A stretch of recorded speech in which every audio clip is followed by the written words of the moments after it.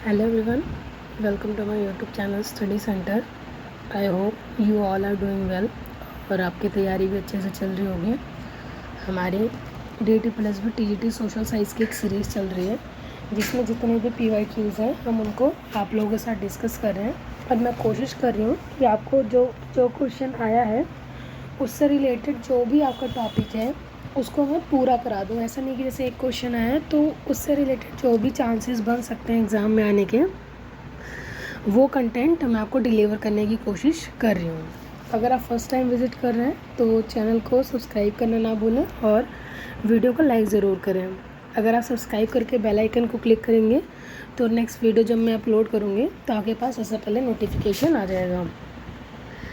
Okay, और obvious सी बात है कि PYQs मैं आपको हर वीडियो में बोल रही हूँ कि बहुत ही इंपॉर्टेंट रोल प्ले करते हैं इस ऐसे एग्ज़ाम्स को कंडक्ट करने के लिए। आप किसी भी गवर्नमेंट लेवल के एग्ज़ाम की तैयारी कर रहे हैं तो आपको PYQs ज़रूर देखने हैं।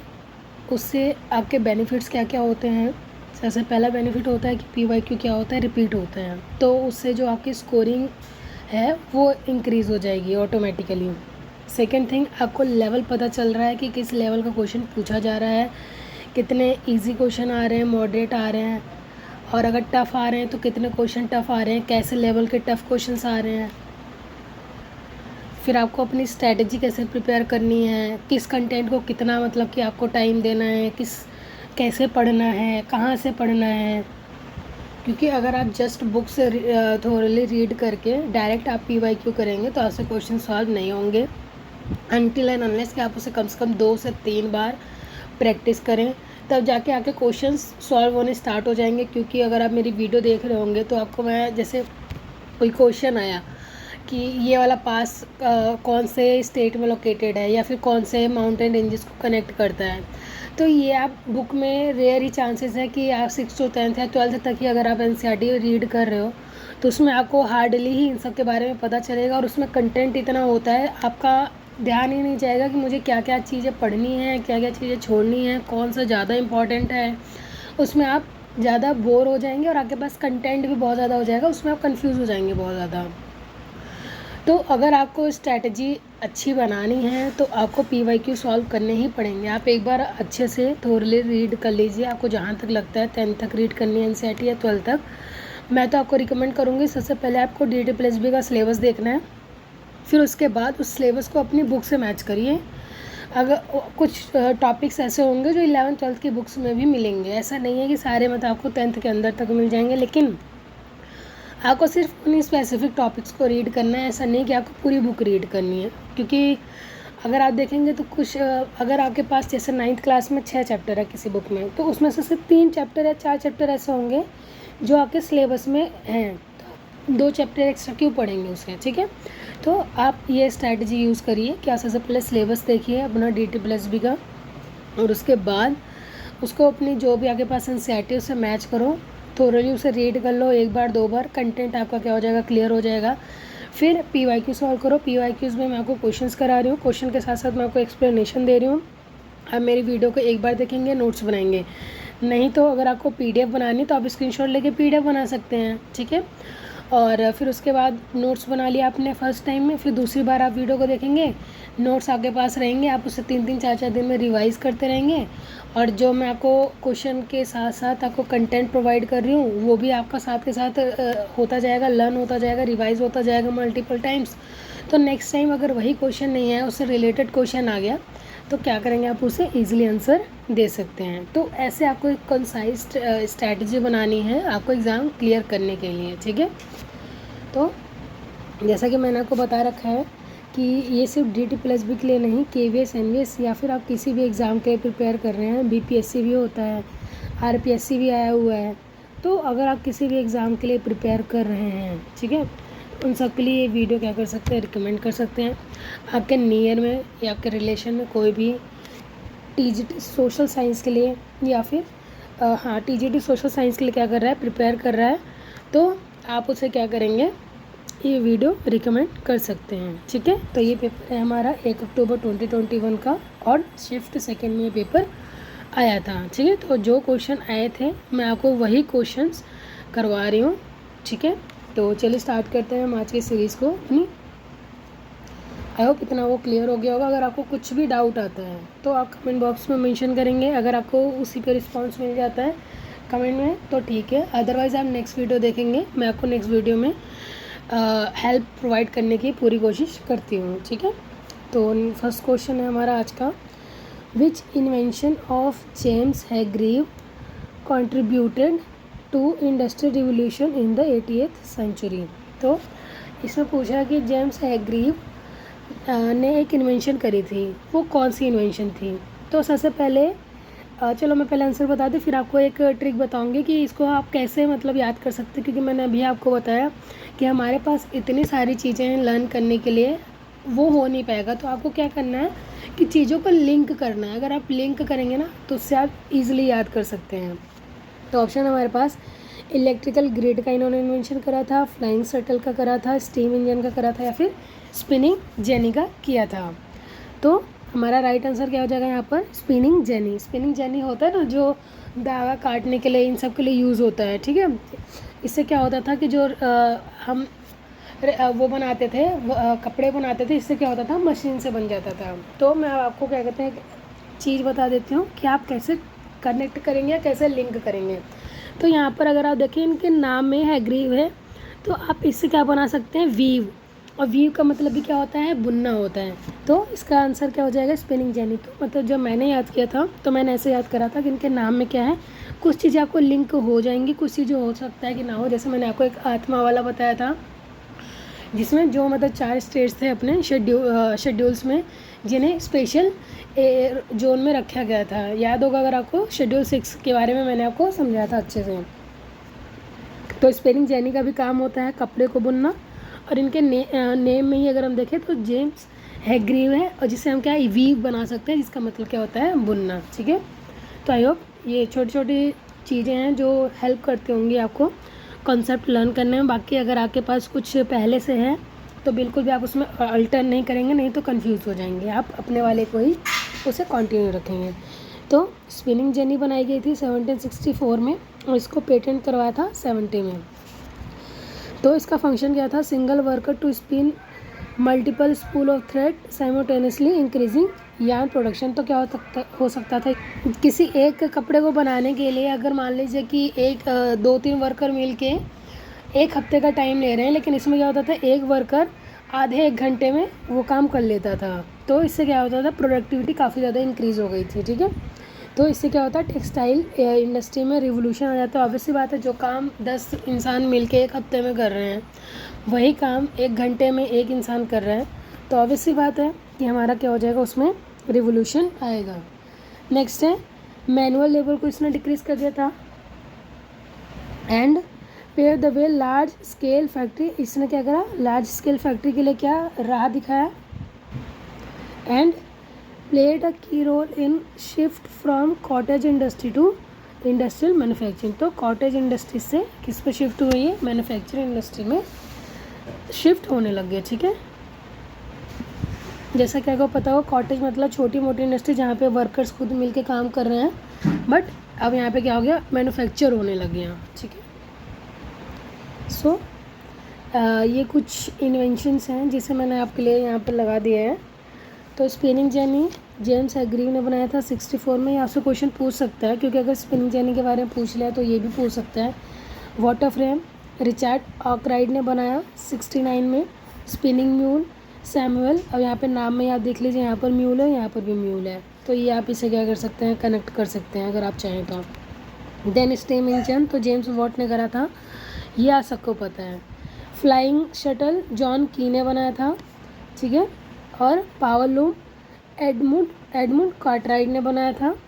तो ऐसी चीज़ें हैं जो आपको थोड़ा कनेक्ट करनी है, जिससे आपको ऑब्वियसली बात है, ये अगर 10 चीज़ें हैं, आप कैसे सबका नाम याद रखेंगे। तो थोड़ा थोड़ा कनेक्ट करिए, इजीली याद होने लग जाएंगी चीज़ें। अब कुछ हमें पहले से ही पता होता है। कॉटन गिन किसने बनाया था, एली विटने ने बनाया था। टेलीग्राफ सैमुअल मोर्स ने। बेसिमर प्रोसेस हेनरी बेसिमर ने, as name suggest. Steam locomotive George Stephenson ने बनाया था, ठीक है। तो आई होप यहाँ तक आपको क्लियर हो गया होगा। बहुत सारे हमने देख लिया कि मशीन्स बनाई गई थी। आपको पता है इंडस्ट्रियल रेवोल्यूशन से क्वेश्चन पूछा जाएगा, हमारे सिलेबस में है कि कहाँ से इंडस्ट्रियल रेवोल्यूशन स्टार्ट हुआ और इसका इम्पैक्ट इंडिया पे क्या पड़ा, ये भी हमारे सिलेबस का पार्ट है। नेक्स्ट क्वेश्चन है हमारा, किसान सभा movement started in Bihar under the leadership of. तो जो किसान सभा मूवमेंट था वो किस बिहार में कौन लीड कर रहा था? राइट आंसर है हमारा स्वामी सहजानंद सरस्वती ने इसे कहाँ से, बिहार से लीड किया था। तो अगर हम देखें इसके बारे में थोड़ा सा, तो ओरिजिन कहाँ पे, ओरिजिन देखते हैं सबसे पहले तो 1929 में ये स्टार्ट हुआ। प्लेस था हमारा सोनपुर मेला, सरान डिस्ट्रिक्ट बिहार में। Leader Swami Sahajanand Saraswati. Organisation Bihar provincial किसान सभा। ओके, और ये हमारे कौन थे, की लीडर थे। इसका देखें अगर हम तो ऑब्जेक्टिव क्या था कि जो ज़मींदारी थी उसे ऑपरेस करना था और राइट्स लेके आना था, रेंट को रिड्यूस करना था, डेट रिलीफ लाना था, जो किसके हित में था, किसान के हित में था। फिर उसके बाद इसका इम्पैक्ट क्या पड़ता है, ये इससे इंस्पायर होकर फॉर्मेशन होता है ऑल इंडिया किसान सभा का 1936 में। Played crucial role in shaping agrarian reforms in Bihar. Then create strong peasant base for Congress Socialist Party. तो एक बेस भी तैयार करता है इसमें, कांग्रेस सोशलिस्ट पार्टी में। ठीक है, नेक्स्ट क्वेश्चन है question number 3। Which are the following statement is correct regarding Santhal rebellion. तो यहाँ पे किससे क्वेश्चन पूछा है, हमारा संथाल रिबेलियन से क्वेश्चन पूछा है। It was rebellion against the British colonial authority and against zamindars.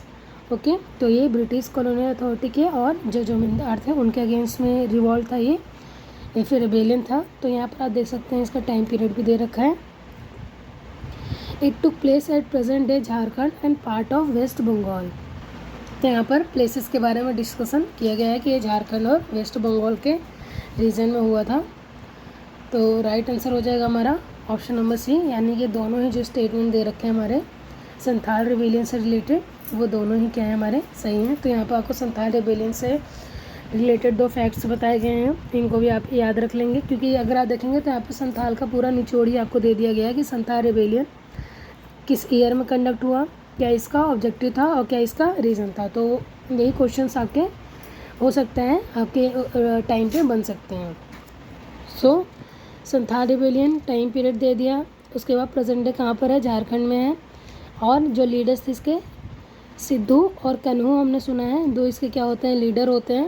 Okay, और दीज आर सम इम्पॉर्टेंट जो आप क्या कर सकते हैं, थोड़ा पढ़ सकते हैं। बाकी ये इंपॉर्टेंट यही होता है कि रीज़न क्या है, ईयर क्या है, किसके अगेंस्ट में लड़ा गया और कौन इसके लीडर्स थे। ठीक है, सो नेक्स्ट क्वेश्चन पर चलते हैं। Question number that is 4। In 1815 Napoleon was defeated at. तो नेपोलियन 1815 में कौन से वॉर में हारा गया था, वाटरलू, कैरो, बेसानो दे ग्रापा और क्रेस्नोय। तो आप सब ने इसके बारे में पढ़ा होगा और ये बहुत ही इंपॉर्टेंट क्वेश्चन है, बहुत बार रिपीट हुआ और ये मोस्टली सबको पता होगा।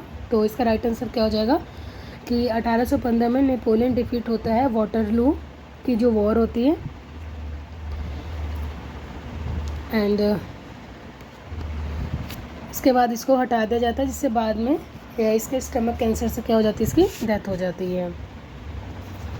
Next question, question number 5, that is which country declare war on France in 1803। तो 1803 में कौन सी कंट्री फ्रांस के अगेंस्ट वॉर कर देती है, ब्रिटेन, स्पेन, स्विट्ज़रलैंड या फिर ऑस्ट्रिया। तो इसका राइट आंसर क्या हो जाएगा, ऑप्शन नंबर ए, यानी कि ब्रिटेन 1803 में क्या करता है, फ्रांस के अगेंस्ट वॉर डिक्लेयर कर देता है। सो नेपोलियन वाला यहाँ पे मतलब कि कनेक्ट हो गया। तो चलिए हम यहाँ पे पढ़ लेते हैं। तो 1799 में नेपोलियन क्या होता है, पावर में आता है और 1804 में वो फ्रांस का क्या बन जाता है, एम्परर बन जाता है। फिर उसके बाद वो नेपोलियन कोड को क्या कहते हैं, इंट्रोड्यूस करता है। फिर इसके मेजर अचीवमेंट्स क्या थे, reformed education, administration and loss में रिफॉर्म्स लेके आता है। सेंट्रलाइज कर देता है गवर्नमेंट को, प्रमोट करता है मेरिटोक्रेसी को। मेरिटोक्रेसी मतलब कि मेरिट के हिसाब से क्या किया जाएगा, लोगों को पद दिए जाएंगे, ना कि उनके हेरिडिटी के बेसिस पर। एक्सपेंड करता है फ्रांस की टेरिटरी को पूरे यूरोप में। ठीक है, तो ये इसके क्या थे, कुछ मेजर अचीवमेंट्स थे। देन वॉर्स कौन कौन से लड़े थे इसने बहुत सारे वॉर्स लड़े। पहला क्या था, ऑस्टरलिट्स इस ग्रेटेस्ट विक्ट्री हुई इसमें। फिर रशिया पर इन्वेड करता है 1812 में, जो क्या होता है, एक फेलर होता है। फिर उसके बाद बैटल ऑफ वाटरलू 1815 में, जो फाइनली क्या होता है, डिफीट हो जाता है ब्रिटेन एंड रशिया के फोर्सेस द्वारा।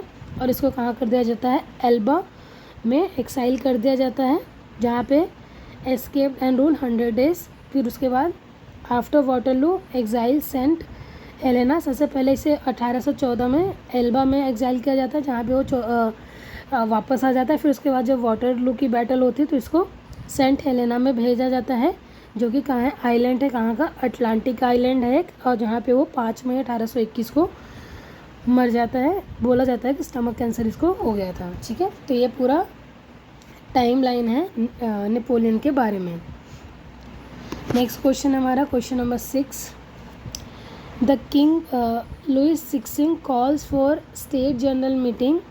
State general was due to financial crisis in dash. तो जो स्टेट जनरल के आपको पता होगा मीटिंग किस वर्ष में बुलाई गई थी, आपको पता है क्यों बुलाई गई थी? जो थर्ड स्टेट्स थे उनके ऊपर इनको और टैक्स इम्पोज करने थे। ठीक है, इसके बारे में सब कुछ आपको प्रीवियस वीडियो में ऑलरेडी मैंने बहुत अच्छे से टाइम लाइन के थ्रू बता रखा है। ऑप्शन है हमारे पास 1780s में बुलाता है, 90s में, 70s में या फिर 60s में। तो इसका राइट आंसर क्या हो जाएगा हमारा, ऑप्शन नंबर 1780s में बुलाया जाता है। आपको पता होगा 1774 में स्टेट जनरल की मीटिंग बुलाई जाती है। ओके, जो कि कब हुई थी, आफ्टर 164 ईयर्स के बाद हो रही थी। नेक्स्ट क्वेश्चन है question number 7। In which year did Louis 16 exile noble member to town of Troyes. तो कौन से साल वो जो उसके नोबल्स थे उनको एक्साइल कर देता है, कहाँ पर, ट्रोयसिस में। तो ऑप्शन है हमारे पास 1781 में, 84 में, 87 में या फिर 89 में। तो इसका राइट आंसर क्या हो जाएगा हमारा, ऑप्शन नंबर सी 1787 में क्या कर देता है, ये एक्साइल कर देता है इसको, नोबल्स को। Next question, what among the following were causes of French revolution. तो इनमें से कौन सा फ्रेंच रिवोल्यूशन का कॉज है, मतलब किसकी वजह से फ्रांस में क्रांति आई थी। फर्स्ट है हमारा फाइनेंशियल क्राइसिस की वजह से, फिर उसके बाद अरिस्टोक्रेटिक रिवोल्यूशन, फिर इमरजेंसी ऑफ मैरी एंटोइनेट। तो वित्तीय संकट आ गया था फ्रांस में, या फिर अभिजात क्रांति, या फिर मैरी एंटोइनेट का उदय। तो इसका राइट आंसर क्या हो जाएगा हमारा, option number first and second, क्योंकि मैरी एंटोइनेट का इससे कोई लेना देना नहीं है कि मैरी एंटोइनेट के उदय के वजह से फ्रांस में कोई रिवोल्यूशन आया। तो इसके मेन इंपॉर्टेंट फैक्टर्स क्या हो जाएंगे कि फाइनेंशियल क्राइसिस आ गई थी फ्रांस में, और अरिस्टोक्रेटिक रिवोल्यूशन भी स्टार्ट होने लगा था फ्रांस की सोसाइटीज़ में। नेक्स्ट क्वेश्चन है हमारा, who introduce doctrine of labs. तो ये आप सबको इसका आंसर पता होना चाहिए अगर आप ऐसे एग्जाम्स के लिए प्रिपेयर करें, क्योंकि ये बहुत ही ज़्यादा इजी क्वेश्चन है। ठीक है, तो इसका राइट आंसर क्या होगा, लॉर्ड हास्टिंग्स, इरविन, क्लाइव या फिर डलहौजी। तो इसका राइट आंसर क्या हो जाएगा हमारा, लॉर्ड डलहौजी, जिसने क्या करा था, डॉक्ट्रिन ऑफ लेब्स को इंट्रोड्यूस करा था इंडिया में, जिसकी वजह से ही 1857 का हम बोले रिवॉल्ट हमारे इंडिया में देखा जाता है। ये क्या एक तरीके से मेजर कारण था। इसमें क्या होता है कि अगर किसी राज्य का कोई अपना खुद का हेरिडिटेड किंग नहीं है या नहीं है उनका, तो उसको क्या कर लिया जाएगा, ब्रिटिश एम्पायर में मिला लिया जाएगा। ठीक है,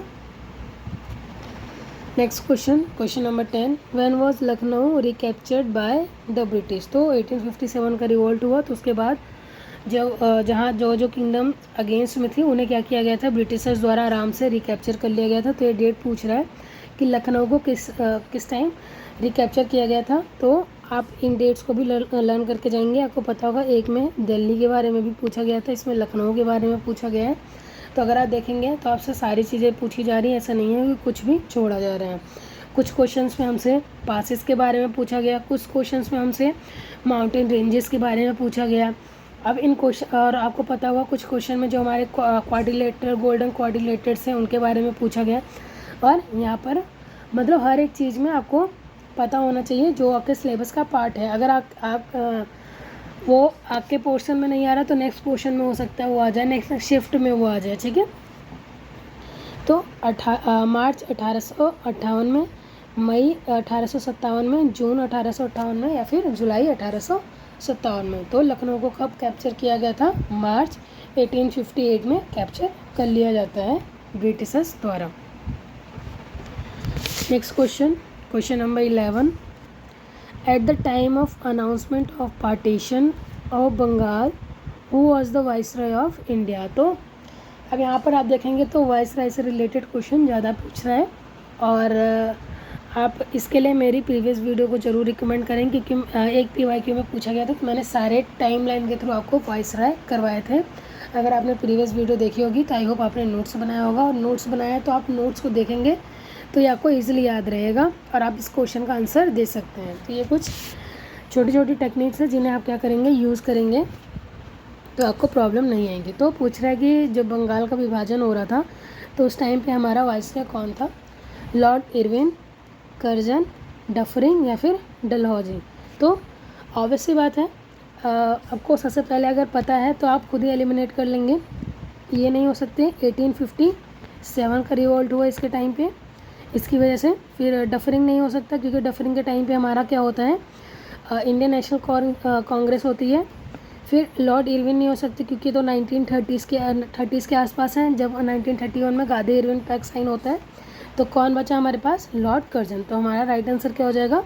लॉर्ड कर्जन हमारा क्या हो जाएगा? Right answer. तो ऐसा को ऑप्शन एलिमिनेट करना आना चाहिए, और एलिमिनेट करना तब आएगा जब आपको चीज़ें पता होंगी, क्योंकि बंगाल का पार्टीशन कब हुआ? 1905 में, और बाकी इन तीनों में से कोई भी 1905 से रिलेटेड नहीं है इसके अलावा, ठीक है। तो अब मैं आपको PPT दिखा रही हूँ, या तो आप इसका स्क्रीनशॉट लेके PDF बना लें, या तो फिर सबसे बेटर ऑप्शन है नोट्स बना लें। सो अनाउंसमेंट किया गया था 20 जुलाई को, और इम्प्लीमेंट कब हुआ? 16 अक्टूबर 1905 को। तो 16 अक्टूबर 1905 को बंगाल का जो डिवीज़न होता है, विभाजन हो जाता है, जिसके अगेंस्ट में बहुत सारे आपने पता होगा स्वदेशी मूवमेंट्स वगैरह चलाए गए थे। फिर उसके बाद इसे एन्यूल किया जाता है 1911 में, यानी दोबारा इसको बर्खास्त कर दिया जाता है, या फिर बंगाल को दोबारा यूनाइट कर दिया जाता है 1911 में।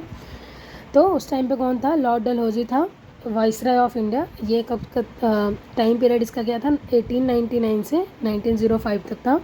फिर western Bengal Hindu majority area थी, इसमें बिहार और उड़ीसा आता है, ठीक है।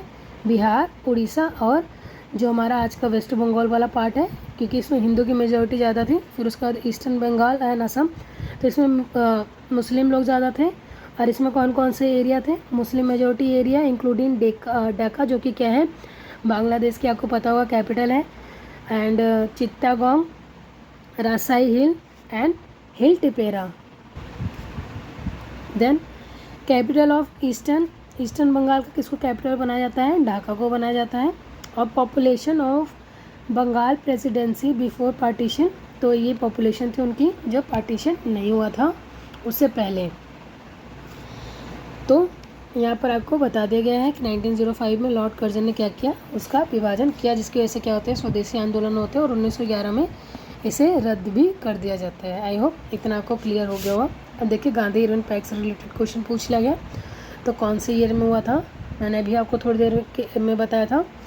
तो 1928 में, 29 में, 31 में या फिर 32 में। तो इसका राइट आंसर क्या हो जाएगा? 1931 में गांधी इरविन पैक्ट साइन होता है, जिसकी वजह से आपको पता होगा कि हमारे इंडिया में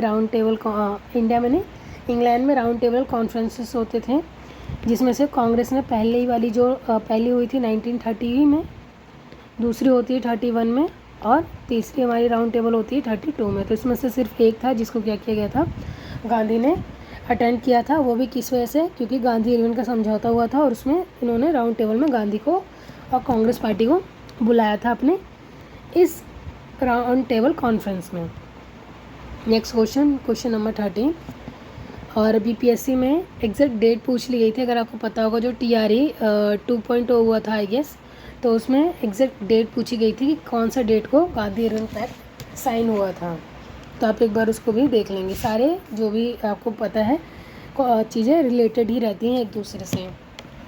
who was the first female president of Indian national Congress. तो इंडियन नेशनल कांग्रेस की फर्स्ट फीमेल प्रेसिडेंट पूछ रहा है, not first Indian president. Okay, options है हमारे पास सरोजिनी नायडू, एनी बेसेंट, कस्तूरबा गांधी या फिर अरुणा अली। तो हमारे इसका राइट आंसर क्या हो जाएगा, फर्स्ट फीमेल की बात आएगी तो एनी बेसेंट होती हैं, और फर्स्ट इंडियन फीमेल की बात आएगी तो सरोजिनी नायडू हमारा क्या हो जाएगा, राइट आंसर हो जाएगा। तो देखते हैं कुछ इंपॉर्टेंट सेशंस आईएनसी के। तो फर्स्ट है हमारा दैट इज़ 1885 में क्या होता है, कांग्रेस का गठन होता है, जो कि पहला सेशन है हमारा बॉम्बे में हुआ, जिसको प्रिसाइड किसने करा, डब्ल्यू.सी. बनर्जी ने। फर्स्ट सेशन है, 72 डेलीगेट्स क्या करते हैं, अटेंड करते हैं इसको। फिर हमारा 1905 का इम्पॉर्टेंट है, जो किस में हुआ, बनारस में हुआ, गोपाल कृष्ण गोखले लीड करते हैं। प्रोटेस्ट किया जाता है अगेंस्ट पार्टीशन ऑफ बंगाल, ठीक है। 1906 कलकत्ता वाला दादा भाई नौरोजी से प्रिसाइड करते हैं, फर्स्ट डिमांड फॉर स्वराज। तो फर्स्ट टाइम यहाँ पे स्वराज यानी सेल्फ रूल की डिमांड की जाती है। नेक्स्ट है हमारा 1907 का, सूरत में हुआ, रास बिहारी घोष ने इसे लीड करा। इसी में क्या होता है, कांग्रेस में स्प्लिट हो जाता है, कांग्रेस 2 पार्ट्स में डिवाइड हो जाता है, मॉडरेट्स में और एक्सट्रीमिस्ट में।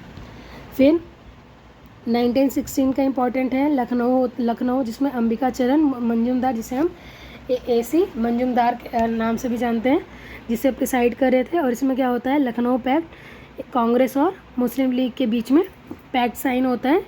फिर उसके बाद 1917 का इम्पॉर्टेंट है, जिसमें क्या होता है, एनी बेसेंट फर्स्ट वुमेन बनती हैं प्रेसिडेंट इंडियन नेशनल कांग्रेस की, जो कि कहाँ हुआ था, कलकत्ता में हुआ था। फिर 1920 नागपुर सेशन, CR दास प्रेसिडेंट बनते हैं। नॉन कॉरपोरेशन मूवमेंट को क्या किया जाता है, अडॉप्ट किया जाता है, ठीक है। फिर नेक्स्ट पे चलते हैं, 1929 लाहौर, जवाहरलाल नेहरू प्रिसाइड करते हैं, पूर्ण स्वराज की मांग करते हैं। 26 जनवरी डिक्लेयर इंडिपेंडेंस डे डिक्लेयर किया जाता है, जिसके बाद 1950 में इसे रिपब्लिक डे के नाम से भी सेलिब्रेट करने लगे थे हम, क्योंकि जो हमारा इंडिपेंडेंस डे होता है वो 15 अगस्त को सेलिब्रेट हुआ ना, स्टार्ट हो गया था।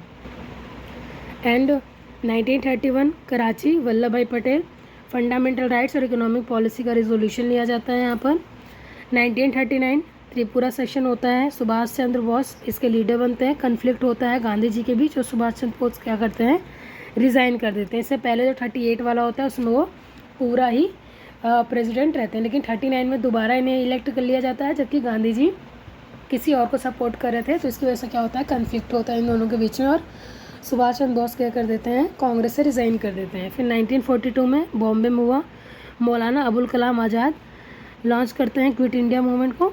फिर 1946 Meerut, JB Kripalani, last session before independence. तो हमसे ये भी क्वेश्चन पूछा गया था, अगर आपने प्रीवियस वीडियो देखा होगा, तो eight the time of independence who was the president of Indian national Congress, ठीक है।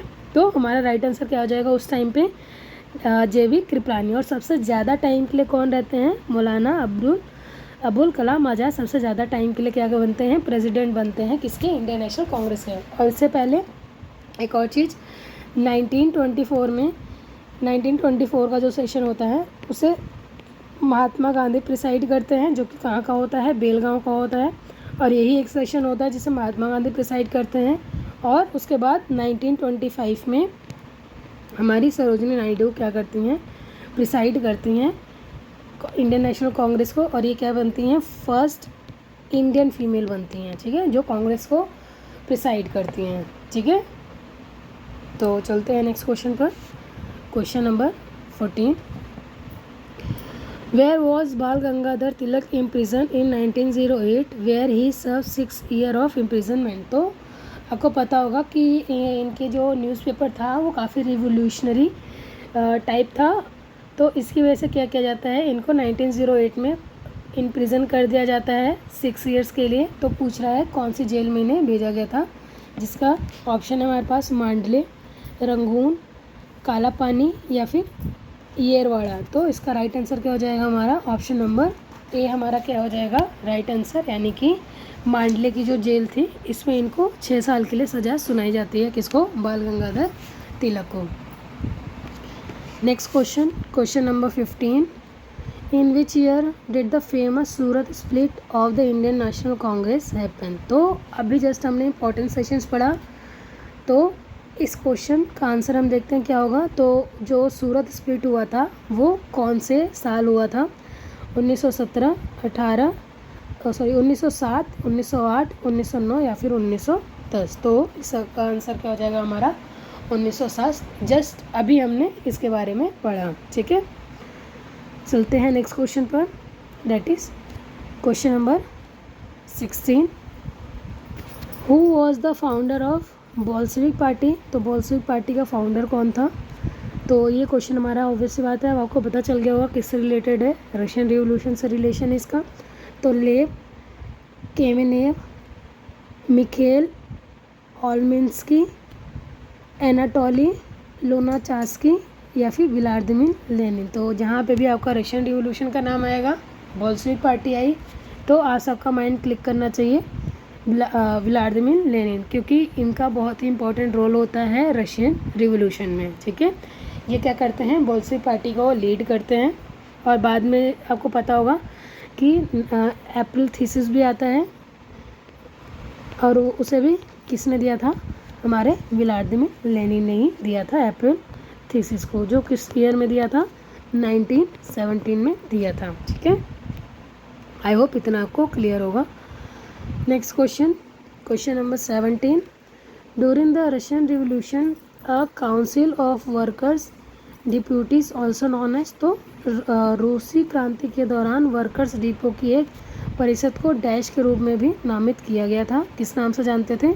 सोवियत के नाम से, ड्यूमा, जेंस्टो या फिर बोयार। तो जो इसका राइट आंसर हो जाएगा हमारा सोवियत का, सोवियत, क्योंकि जो वर्कर्स थे उन्होंने एक गुट बनाया था या फिर एक पार्टी बनाई थी या फिर एक गिरोह बनाया था, जिसे किसके नाम से जानते थे? सोवियत के नाम से जानते थे। और आपको पता होगा डूमा क्या है?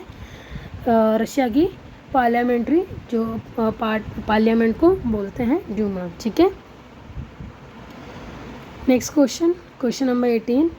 The dash revolution in Russia become the dress rehearsal for 1917 revolution. यानी रूस में डैश क्रांति 1917 की क्रांति के लिए ड्रेस रिहर्सल बन जाती है। तो वो क्रांति कौन सी थी, जिसे हम क्या बोलते हैं? Dress rehearsal of Russian revolution 1917 भी बोलते हैं।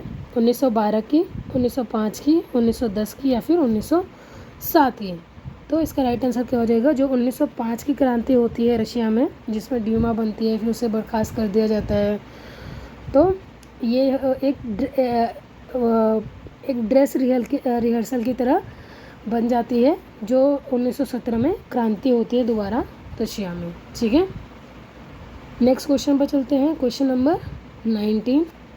After 1905 revolution in Russia till when the time of great repression continued when many revolutionaries were arrested and workers organization destroyed। तो 1905 के बाद रूस में क्रांति कब तक जारी रही? जब तक कि महान दमन का समय कब तक जारी रहा? कई क्रांतिकारियों को क्या किया गया? गिरफ्तार कर लिया गया, और जो संगठन बनाए गए थे उन्हें डिस्ट्रॉय कर दिया गया था। 1905 से कितने टाइम तक वो चला? 1911 तक चला, 12 तक चला, 8 तक चला या फिर 13 तक चला? तो इसका राइट आंसर क्या हो जाएगा? ऑप्शन नंबर ए, यानी जो 1909 की जो क्रांति थी उसका हम देखेंगे प्रभाव 1911 तक रशिया में देखने को मिलता है। जो भी रिवोल्यूशनरीज वगैरह होते थे उनको जेल में डाल दिया जाता था, जो भी पार्टीज या फिर ग्रुप्स बनाए गए थे उन्हें, या जो भी ऑर्गेनाइजेशन बनाए गए थे उन्हें डिस्ट्रॉय कर दिया जाता था। ये प्रोसेस चलता है 1911 तक। या फिर हम बोल सकते हैं कि जो 1905 में रेवोल्यूशन लाया गया था वो उसे शांत करने में तो 6 साल का टाइम लग जाता है, उसे सरपास करने में रशियन को, ठीक है। सो चलते हैं नेक्स्ट क्वेश्चन पर। ये देखिए थोड़ा बहुत उसके बारे में है। 1905 की क्रांति हुई, जिसे अक्टूबर घोषणा पत्र के नाम से भी जाना जाता है। एक बार पूछा भी गया था एक क्वेश्चन में कि 1905 की क्रांति को और किस नाम से जाना जाता है, या फिर अक्टूबर घोषणा पत्र दे दिया गया था क्वेश्चन में, और वो पूछा गया था ये कौन सी क्रांति थी। कुछ ऐसा क्वेश्चन आया था हमारे PYQ में ही DT+B में, तो इसको एक बार आप अच्छे से देख लीजिएगा। मैं जो भी आपको इनमें करा रही हूँ, क्वेश्चन के जो भी एक्सप्लेनेशन दे रही हूँ वो कहीं ना कहीं पूछा गया है, तो चांसेस बढ़ जाते हैं पूछे जाने के। तो जो लगभग 1910 तक चला। इसकी मुख्य विशेषता क्या थी? क्रांतिकारियों की गिरफ्तारी की गई, मजदूर संगठनों का विघटन किया गया, अखबारों और अभिव्यक्ति पर नियंत्रण लगाया गया, गुप्त पुलिस की भूमिका। अभी कुछ टाइम पहले आपको याद होगा एक क्वेश्चन आया था कि यूरोप में पुलिस का रोल किसने किया था। तो ये क्वेश्चन हमारे लिए बिल्कुल ही न्यू था, अगर आपको पता हो कि मतलब हमने आज से पहले इसको पढ़ा ही नहीं था। तो आई होप अब आपको पता चल गया होगा। फिर जारशाही ने क्रांति की भावना को कुचलने और स्वेच्छाचारी शासन को पुनर्स्थापित करने की कोशिश भी की थी। ठीक है, तो हर एक फैक्ट्स आप देखेंगे हमारे एग्ज़ाम से ही रिलेटेड है। सो चलते हैं नेक्स्ट क्वेश्चन पर। Question number 20, the book the development of capitalism in Russia is written by. तो इसका राइट आंसर क्या हो जाएगा? Option number C, Vladimir Lenin. तो मैं आपसे ये बोलूँगी कि अगर रशियन रिवॉल्यूशन से क्वेश्चन आ रहा है तो मोस्टली आपका आंसर व्लादिमीर लेनिन ही होगा, क्योंकि ये बहुत ही ज़्यादा इम्पॉर्टेंट या फिर बहुत ही ज़्यादा पॉपुलर फेस है रशियन रिवॉल्यूशन का। बट स्टिल इसका मतलब ये नहीं कि आप कहीं पर भी आप रशिया 1905 में कौन सी पार्लियामेंट बनी उसमें भी आप क्या कहते हैं व्लादिमीर लेनिन लगा दें। तो अच्छे से माइंड का यूज़ करके आपको क्या करना है, आंसर को टिक करना है। 90% 95% चांसेस आपके बढ़ जाते हैं आंसर करेक्ट होने के। ठीक है, तो PYQ देखो, आप एक्सप्लेनेशन को अच्छे से रीड करो, नोट्स बनाओ, रिवीजन करो। इससे आप क्या हो जाएगा, आंसर जो आपके गलत होते हैं वो चांसेस क्या हो जाएंगे, कम हो जाएंगे। आई होप ये सेशन आपको पसंद आया होगा, तो लाइक और सब्सक्राइब करना ना भूलें और शेयर ज़रूर करें जो भी इसके लिए प्रिपरेशन कर रहे हैं। मिलते हैं नेक्स्ट वीडियो में। नेक्स्ट 20 क्वेश्चन को हम ऐसे ही डिस्कस करेंगे। कोई भी डाउट होता है कमेंट बॉक्स में ज़रूर मेंशन करें, सो दैट आपको हेल्प प्रोवाइड की जाए। सो मिलते हैं नेक्स्ट वीडियो में। Thank you.